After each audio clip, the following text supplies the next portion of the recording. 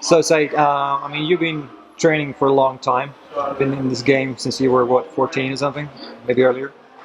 Um, my question to you is, how do you keep motivation up when, like, during hard training? I've never had.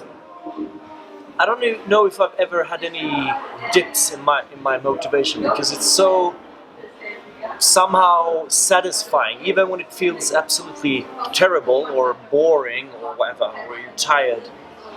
It's so nice to do as well as you can anyway.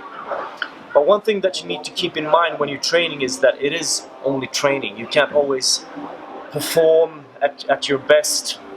I think that's a trap that a lot of climbers, at least previously, fell into, that they thought that they could always be at their best level, which is impossible. And I mean, people in other sports, they know this. You have a certain training period, and it's not until within 3 or 5 months that you're going to perform, and until then it's just training. Whereas in climbing, you're bouldering with your friends, and everyone is trying to out-climb one another, but it doesn't really work like that. So I think it's important just to, I mean, I know it's a cliche, but to enjoy the journey. And of course, not every day when I wake up I don't always feel super motivated, but I know that it's always going to be fulfilling somehow. But of course, if you have a certain project that you're training for, that's always easier.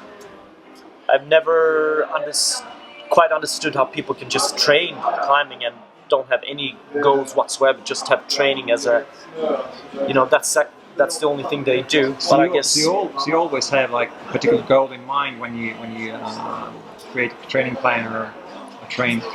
yeah, I always have a certain route or boulder problem that I want to do, or as it is now with COVID. Okay, I have a few projects on the West Coast, but training is always a good time to try to improve your weaknesses.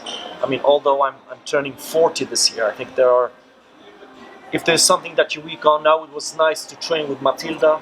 She's so strong in certain things where I'm really bad. So you see, wow, okay, maybe I can have a little bit of improvement here. And I think that's the really nice thing about climbing, that you can always evolve a little bit, because climbing is so multi-dimensional. There are all these little things, and of course you can't be good at everything. Although some climbers are really impressive. They seem to be good at almost everything.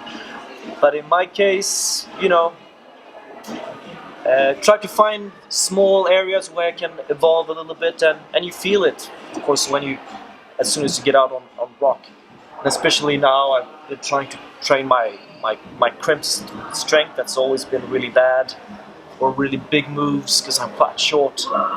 And when you climb on the granite, that's what you need. I mean, all the routes that I did last year were basically super reachy and really small holds. So yeah, there's definitely something to gain here.